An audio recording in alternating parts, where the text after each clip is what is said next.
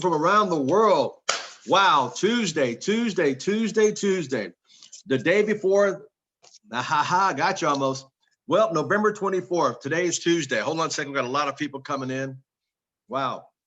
I'd like to thank Ms. Rose Guerrero, Regional Director, joining the, we got, wow, hold on a second. They're just jumping in like catfish in the boat.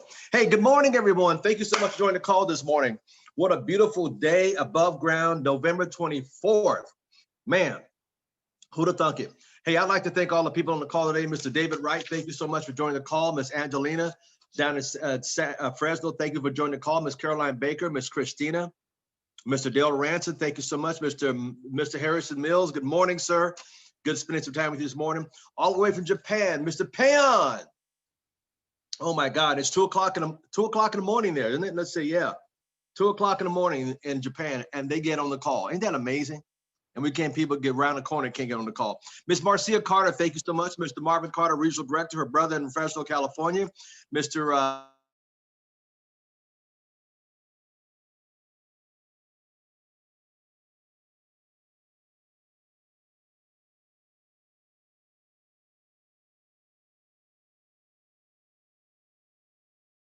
Couple they got on here first, 20 minutes early.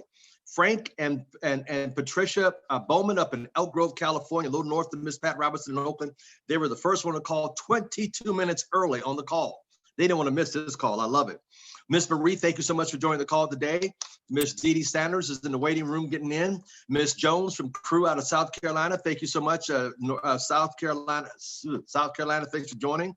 Miss Anna in Texas, good seeing you, dear. Sensational in Florida, there she is. I love it. Pastor Thomas in Dallas, Texas. Thank you so much. Mr. Sam Foster in Dallas, Texas. Miss Tamara McDonald down in down in San Diego, part of the organization of Mr. Lewis. Miss T. Hayes, good seeing you this morning. Colin Muhammad just joining the call right now.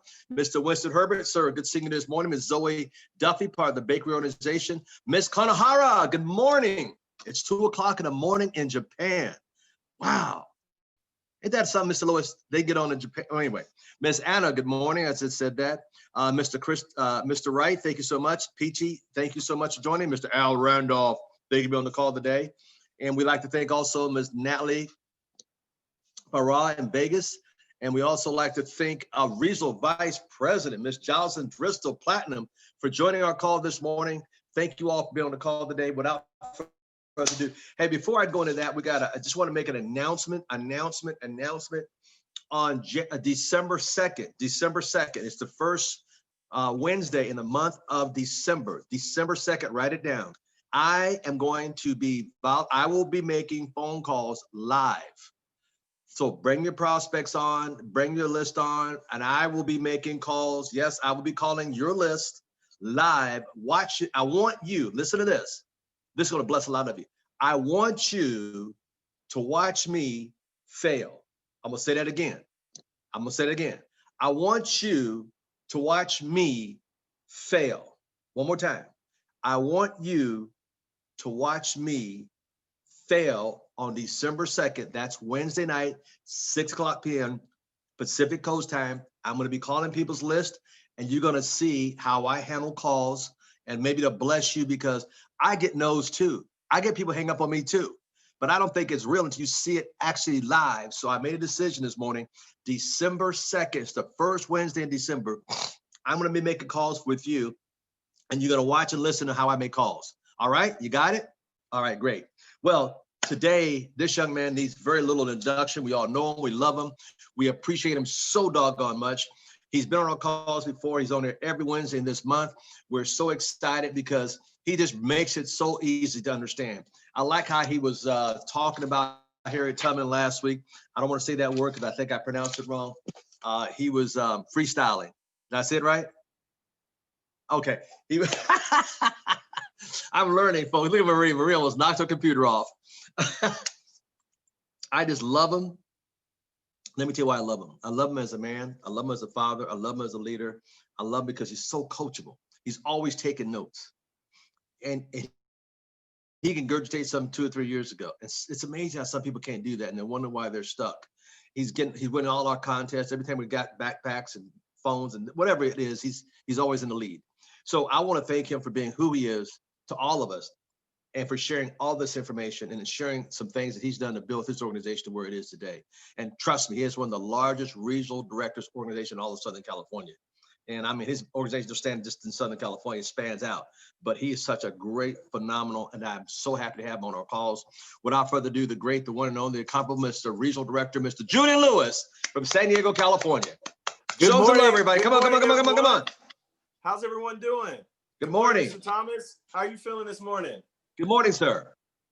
Listen, before I get started, everyone, I want to let you know that Mr. Thomas is a legend that you can see on a daily basis, and that's unheard of. I mean, when you talk about someone that's had tremendous success, I remember being brand new in the business, hearing about all the successes that he had for years in this industry, moving out of the real estate industry, going into network marketing, and creating an explosion in a company, being the top two, only a few people in that company that reached the type of earnings that he did in a company that already tipped $1 billion.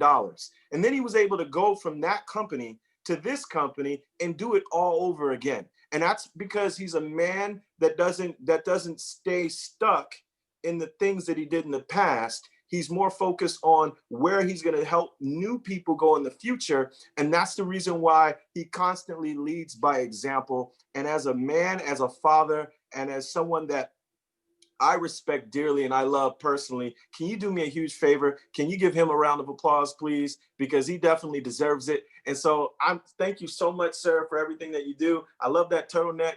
Might be in your closet come this weekend. You never know. I might pop up in Vegas. I'm just saying. So, ladies and gentlemen, here's what I want to do this morning. I'm going to talk a little bit about something that we've talked about many, many times. But I'm going to flip it. I want to talk about it a little bit differently. But before I get into that, I just want to let all of you know a little bit about my background. If you've never heard from me, again, you guys know my name is Julian. But prior to getting involved with this project, I was a senior systems engineer. And I'm telling you this so you can understand my time, because I know a lot of you are busy. I was working 80 to 90 hours a week at my job. I just want that to marinate. And it wasn't once. I mean, on a consistent basis. I was taking 50 to 60 flights per year, okay?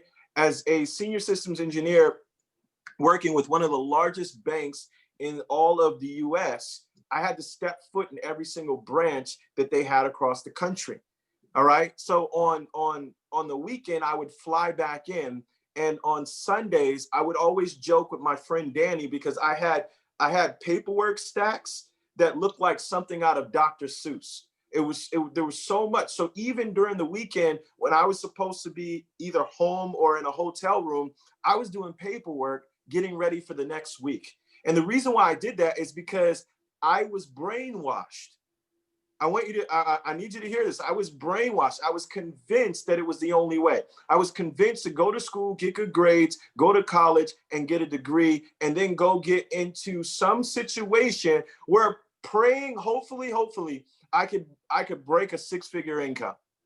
And I don't know if that's just where I live. I'm pretty sure that's everywhere else. And so I found myself in that situation, but I was so busy, I didn't have time for myself, let alone time for my family. And then I had the most beautiful and the scariest surprise in the world. My fiance and I found out we were gonna have a baby girl. And I just posted this on Instagram and Facebook just yesterday on how becoming a father shaped everything. And I tease my daughter all the time, and I tell her, I said, baby, the reason why we have what we have, the reason why I'm able to be here with you is because you decided to come into this world to mommy and daddy. I said, it's your fault. And she starts laughing. She looks at me because she doesn't realize that it's the truth. I decided to become a better version of myself and stretch further than I could because of unconditional love. Because I felt my daughter deserved a father that was better and a father that was present. And I know some of you can relate. And so that ties into what I want to talk about this morning, because what I really want to talk about, and I want to dismantle it. So as a systems engineer, I had to, before that I was a technician, and I had to install or decommission systems. This is way back in the day. And guys, for 40 years old, I can tell you I've lived many lives. So Mr. Thomas found out about one of them when I used to freestyle and battle rap. I posted a picture on that last week on social media. This time is I used to be a barber. I'm talking about being a technician right now. And every single system that we installed brand new, we had never installed it before. So it was always the very first time. And a lot of you, this is the very first time that you had to do something brand new. And so it was scary. And what I want you to learn is that when it comes to fear, you've all heard talks about fear. And you've all heard talks about it being not real. How many of us can agree? Just be honest with me. How many of us can agree that mentally, logically, you know that it's not real, but at the same time, it still messes you up? Is this true? Like, you know it's not real, and you can even be saying it in your mind. I know as a child, listen, parents told us that the monster in the closet wasn't real, but can we agree you weren't getting out of the bed to find out? It's the way we're built. But I want to break it down. Two things. Number one, I know for a fact that you're not where you're at, where you want to be, and it has nothing to do with fear. I know for a fact. It has nothing to do with fear. It has to do with something else. It has to do with insecurity. It has to do with being worried. Here's why I want to tell you. Listen, when you think about a phone call, how many of you can agree that physically, if you pick up the phone, unless you have little twig arms, there's not going to be any pain involved in actually picking up the phone? Can we agree that there's no pain involved in actually hitting send on a message? So I want you to really think about what is it that you're actually afraid of? What is it that's going on in your mind that is making you not move or paralyzing you so that you can't get it done? Guys, it started happening as we grew up. And I've mentioned it before, but I didn't tie it into fear. So I've shared with you guys that when my daughter was in elementary school, I used to go to her, I used to go to her field trips. I used to go to her show and tell, and all the types of things that I used to volunteer for in her class. And when the kids were younger and they got to learn something new, everyone was excited. And then as the kids got older, each new grade, they stopped focusing on what was exciting and what was new. And then they started focusing on what all of their peers around them were thinking as they were doing it. So they started to gain insecurities about the way they looked. It had nothing to do with the actual thing. They were afraid to do it. You guys aren't afraid to do it. I promise you, it has nothing to do with being afraid to do the actual phone calls or afraid to post something on social media. You're not afraid because you do it all the time. You pick up the phone and call your girlfriend all the time. You send out messages and you have group chat with your friends on iPhone. You talk all day long about nonsense. You can get on on live and talk about a football game. You can talk about so many things. So it has nothing to do with fear of actually doing these things, because the things that we're asking of you in this industry are things that you do on a day-to-day anyway. You already refer. See, I posted a video on my favorite pizza, okay? My favorite pizza, and I said, I'm a purist. Anybody that knows my brother and I, one of our best trips with my father, when I was 14 years old, I didn't want to go, and he forced me to go. 14-year-olds don't want to go anywhere but with their friends. You guys know this.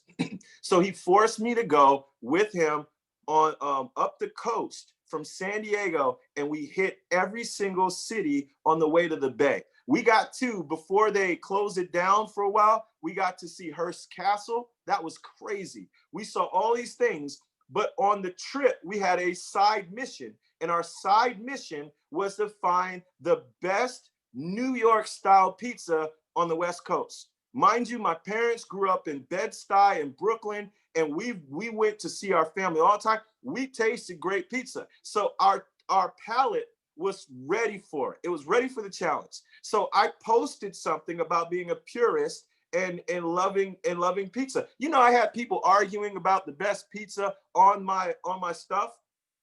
Why am I telling you that? Because people aren't afraid to comment. So what the heck is it? What the heck is it that when you move into the space of thinking about ACN, all of a sudden you freeze up about doing all these things that come naturally to you anyway? It's because your insecurities about what others are going to think about you. Now, I need to ask you a question.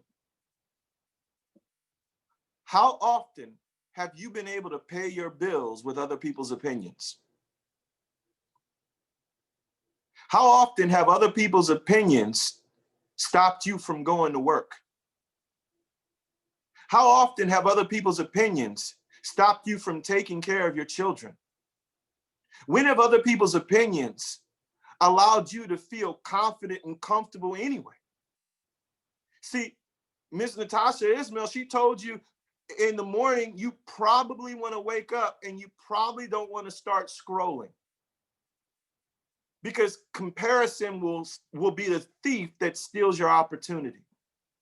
See, it's been the thief that has been stealing your opportunity your whole life. When you worry about what other people, I don't care. Listen, I love you. We're all family. And I'm telling you this out of love. I don't care if it's your blood family. My question to you is, are they going to give you an opinion that will ultimately allow you, your family, and your kids to live a life of abundance? And if the answer is no, then why are you so concerned with their opinions?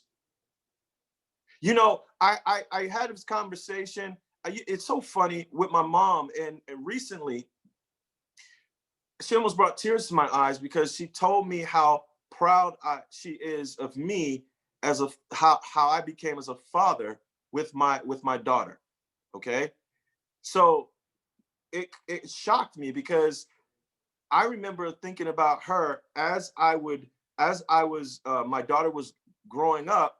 I would compare myself to my mother, and the reason why I would do that is because she was a beast. And what I mean is, I thought she was a robot. I couldn't believe when my father would go on deployment, my mom did everything. She was in her master's program. On top of that, she was working her job. On top of that, she would cook dinner for us, and she would have a hot cooked dinner every single day. She would only take like a 15-minute power nap, and we better wake her up so that she could watch Oprah. You guys understand what I'm talking about? So I saw her and I couldn't believe it. She always had everything on point. The house was always spotless. My brother and I were doing some of that work too. But what I'm telling you is, I looked up to her and I compared myself to her. And then she shared some things with me. And she said, because of my decision to be a business owner, because of my decision to go against the grain, I was able to spend so much time with my daughter, and she was so proud of that. I hadn't even thought of that because I was too busy comparing the things that I wasn't doing. Now, why am I sharing this with you? It's because comparison will steal your lunch. See, I wasn't thinking about all the great things that I was doing. I was thinking about the things that she did differently that I wasn't doing. And so it stole the appreciation, and it stole me being grateful for what has been accomplished from me. See, in your life, you might have an amazing life, but your life is filled with worry. Your life is filled with concern about what others think. And it's like a prison. I want you to think about yourself in a box. And the life that you have is in this box. And people and their opinions are all around the box. And when you give yourself permission to worry about every single one of those opinions, it's like you allow them to push against the box and smash you and force you into a tighter space. It becomes a prison. Now you are a prisoner of their opinions. You know, recently I took a look at the brand new Kevin Hart special on Netflix. Did anyone see that? Did anyone see that? Raise your hand if you saw it. Okay. All right. You guys need to watch that. It's hilarious. But thank you, Zoe. Yes, it was awesome.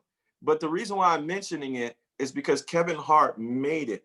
He made it. Out of Philly, he made it. But you know what happened to him? He started becoming victim of other people's opinions. And he said, fame used to be cool. And he said, you guys used to be the weird ones. Now, all of a sudden, anytime we do something wrong as celebrities, you look at us as weird. He said, you guys made being a celebrity not fun anymore. And I started to agree with him, but then I realized he wasn't true. It wasn't accurate. He decided to start allowing their opinions on the way he lives his life to dictate his emotions. I started to think that, oh my gosh, that's the reason why people aren't successful in ACN. See, I know it's not fear, because how many of you, and I can see all of you now, this is really important. How many of you, honestly, if I said we're gonna do a challenge and we're gonna contact and expose 100 people from social media, how many of you would do everything in your power to do it? Okay. Now, here's another question though.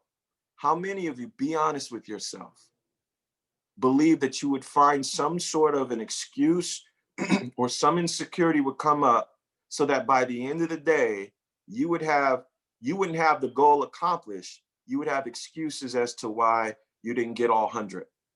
Be honest with me. All right. Now, I'm going to ask you a question again, because some of you still think it's fear. If I told you for every single person you exposed that I would pay you $1,000 for every exposure, but listen to this, there's a catch. But the only way that you would get paid $1,000 per exposure is if you exposed 100 people in the 24-hour period. If you exposed 99, you wouldn't get the 1,000. How many of you for sure, at the end of the day would have exposed 100 people? Here's the difference. The difference is what you get. Can we agree the difference is what you get? So here's the reality. You're not afraid. Stop telling yourself that. To you, the payoff just isn't big enough. See, if the payoff was big enough, then you just told me right now you would do it. Belinda, you're like, yeah, I would do it. $1,000, I would do it right now. Sensational. You're like, yes, I would do it. And at the end, I'd have even more frames. I could buy more frames. Marcia Carter, I saw you nodding your head. You would do it.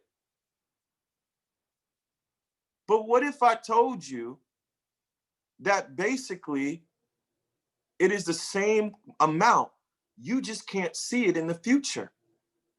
What if I told you that exposing each person and not stopping until you finish, the not stopping until you get to that point is more important than you actually doing 99 of them? What if I told you by setting a habit of always completing or always finishing is the reason why Al Thomas is constantly top production and was able to go from one company at the top to the next? See, a lot of you think it's just because of his work ethic. It's not because of just the work ethic. Listen to me carefully. It's because he finishes. It's because he finishes. It's because if Mr. Thomas, I promise you, sets a goal that he's going to, and it's not even a goal anymore, it's more about this is one of the things he checks off on his list to do. If his to-do list is in the morning to contact 100 people, he finishes. He doesn't get to 88 and say, you know what, that was a good run, I did pretty good, I got close to 100, I'm good to go. No, he finishes. Why? Because when you finish, write this down, by setting in your mind to be non-negotiable and by always finishing, you remain savage. I need you to write that down. Some of us are way too civilized. We got way too comfortable. We sip our teas, we sip our coffees, we do a little bit here, we do a little bit here. We're concerned about the way we look. We take 20 selfies to post one. We do all this nonsense. What I'm telling you right now is get savage.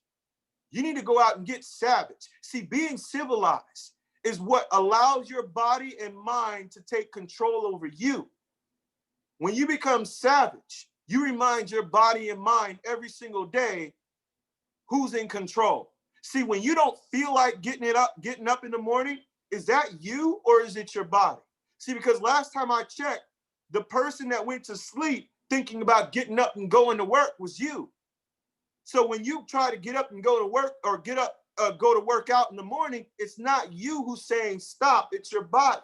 So are you running around trapped in your mind and body as a prisoner on autopilot, watching everything go by because you've gotten too civilized? This business is really simple. If you really stop thinking about what everyone else is worried about and their opinions, and you started focusing on what you want, and then you started to get savage and started to realize that if I decide this is what I want to do, if I decide that this is what I want to do, nothing else matters.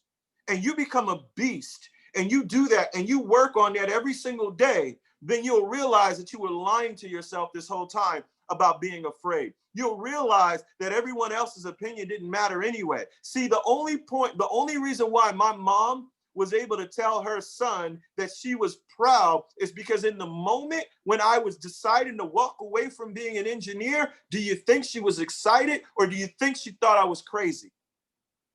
She's my mom. I need you to answer the question. Put it in the chat. You know she thought I was crazy. I'm a black man who was an engineer. Why would you walk away from that? You know you're crazy. But guess what? I didn't care what others thought. I didn't care about what my mom thought because her opinion and my father's opinion got them in a situation where they wish they had more time for their kids. And I didn't want that for myself. I didn't want mediocrity. I didn't want to have the things that they had. I wanted more. And so if I were to buy into her opinion, I would have bought her lifestyle because I would have been afraid of what she thought. If I was afraid of what my family thought, I would have been trapped in prison in the situation that they created for me. Ironically, it would have been the situation I created for myself because no one can force you. You do it to yourself. And because I decided to walk away from her opinion, because I decided to walk away from the 95%. And actually, when you do that, you're not walking away from the 95%. You're walking away from their opinions. When I decided to detach the feeling of insecurity, the feeling of failure, the feeling of being looked at and ridiculed from what I wanted to do, all of a sudden, when I got it done, those same people that told me no, those same people that said it wouldn't work, those same people that gave me an opinion that was different from what I wanted, applauded my success. And here's what's so funny. None of them remember giving me their opinion on staying the same. Those same opinions that are keeping you trapped, they completely go away. They completely go away. Mr. Thomas, I can hear you, sir. They completely go away when you decide to stand for what you believe in. It's like a mist. It doesn't even really exist. It's like a fog. You see it, but it's not really there. And when you decide to walk into the fog, isn't it funny that all of a sudden it dissipates all around you? Those are people's opinions. They're a mist, a fog that looks real, that isn't. I want you to think about this, because every single one of you has what it takes. You know, people look at us and, you know, you start producing, you start winning, and people put you on a pedestal, or they start calling, oh my gosh, he's top producing triple platinum, triple OG, RV, double PSV, all this nonsense. It's nonsense. It's nonsense. You get the pen because of the man or woman you become. It has nothing to do with a pen. It has nothing to do with a position. It has nothing to do with special DNA. There's nothing that gets you to my position. There's nothing that gets you to Mr. Thomas's position that you need special DNA to get there. Nothing. When you realize that, and you realize that all we want are people around us that decide to be champions, so that you can see that we're just as flawed and human and everyone else at the top is, I wish each and every single one of you could be dropped in a circle meeting so that you can hear how normal, weird, and flawed everyone else is at the top. Mr. Thomas, correct me if I'm wrong.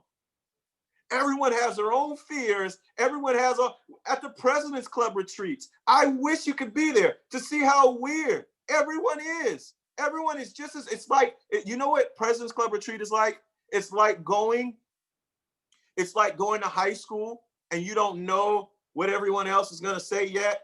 And so everyone's quiet for a second and people listen to that person, and it's the same. Everyone turns back into a kid. And then when they get comfortable, when they get comfortable, guess what happens? They start talking like kids. We're all the same. So here's my challenge to you. We're going into Thanksgiving. I don't want you to be distracted anymore. I don't want you to lie to yourself. My challenge to you is to go through that 100 or go through that 20, but stretch yourself. Do me a favor. In the chat, I want you to put the number of exposures that you are going to do this week for sure. I need to see it in the chat. I need to see it in the chat where you're going to finish. I need to see it in the chat. Some of your fingers are freezing up. Put in the chat what amount of exposures you are going to do. 25, 15, 20, 20. I love it. 20. Great. Here's what I need you to do. Keep them coming. 200. Dwayne is about to crush everyone. And I promise you this, if he does it, you're going to see him get promoted to RD and get on the charts. And then everyone's going to ask him, what is your secret? 50, 55, 300. Zoe's not playing. She's on the road to RD. 20, 10. All right, here's what I need you to do. You knew that that was the number to stretch you.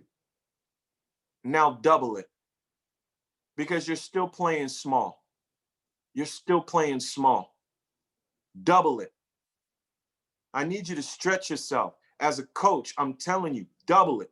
Belinda, double it. You're thinking too small. It takes the same amount of energy to think big as it does to think small. Dave, double it. Double it. And then finish.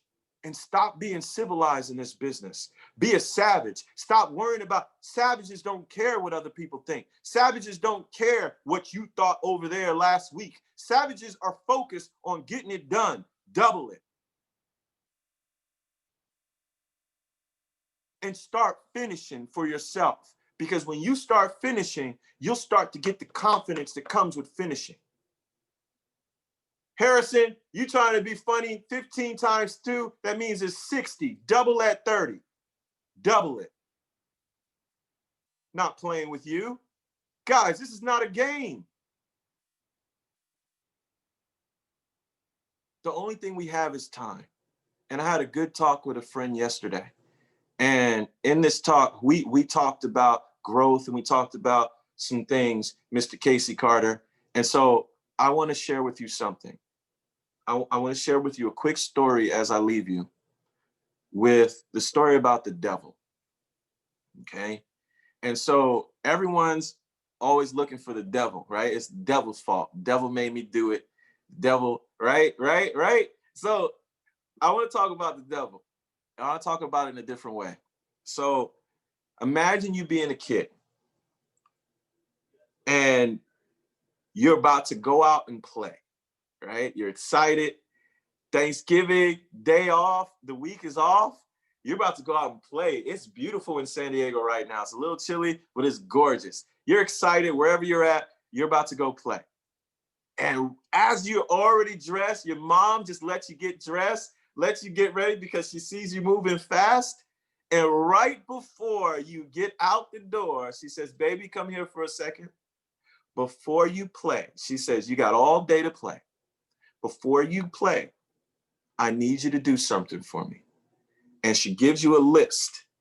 And she says, I need you to get all of these things for dinner. Okay?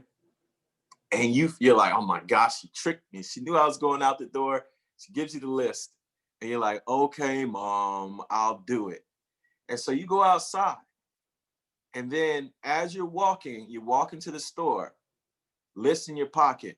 One of your friends says, hey, man, where are you going? And you say, well, I got to go get these things from my mom for dinner. She gave me a list. And then he looks at his watch and he says, man, it's 9:30 in the morning. We got all day. You can still get to the store. Let's have fun. And you think about it, and he's right. You got all day. So you start playing, and you wind up, you guys ride bikes over to your friend's house. You guys start playing, and then everyone says, well, let's go to so-and-so's house. And we can go there. And then you guys go to the park. You having a great time.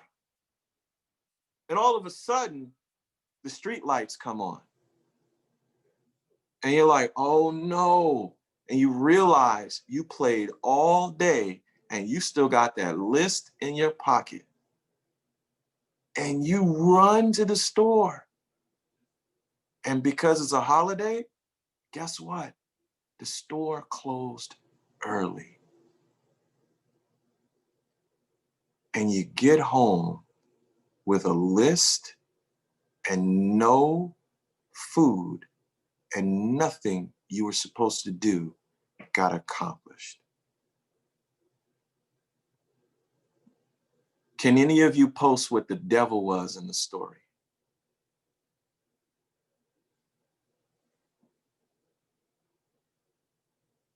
Does anyone know? You got it. You got it. Heather said it. Distraction. The devil was distraction. See, I need you to know something. The devil's been around longer than you, and he understands something. He doesn't have to beat you. He doesn't have to beat you. All he has to do is get you running around in all these weird directions because he knows your time is going to be up. While he's got you running around watching Netflix, running around scrolling on social media, running around doing nonsense, not focused on your goal, guess what's happening? You're getting older. He doesn't have to make you do anything. Actually, it's the opposite. He makes you do a whole lot of nothing your whole life so that you don't serve your purpose. That is why there are so many people in the grave without doing what they were here to do because they were distracted. They allowed the fear of other people's opinions to put them in a box. And while they were in that box, they got distracted. Because if you weren't distracted, you would realize, you'd have that sinking feeling knowing you're not doing what you're supposed to be doing. And so what I'm asking you to do is to stop being distracted. You deserve to live in your power. You deserve to live in your greatness. Stop lying to yourself about these fears. None of these opinions have any power over you. None of these opinions will impact you. In fact, when you do what you're going to do, despite the opinions, every single one of those people whose opinions you're afraid of are going to stand up and say, I knew you could do it. We always had your back. And you know it's going to be a lie, but you can still smile and say, thank you. It's time to get to work. I want next Thanksgiving, you to sit back and think about this week and realize that you're thankful for your decision to have courage so that you could create the lifestyle that you and your family deserve. Mr. Thomas, I appreciate you allowing me to share with everyone this morning. I hope some of you get into action because of this. I'll pass it back to you, sir. Thank you very much. Come on, everybody. Come on, savages. Where's my savages? Where's my savages? There you go. Wow, Mr. Julian Lewis. Distractions. Not fearful, distractions. Wow. Tonight at 6 o'clock. No distractions. Back here with all these people you say you're going to get on, right? You said all these people. It starts today, making those calls right this is over, and coming on back, and let's, no distractions, be back tonight at 6 o'clock p.m. Wow. Thursday,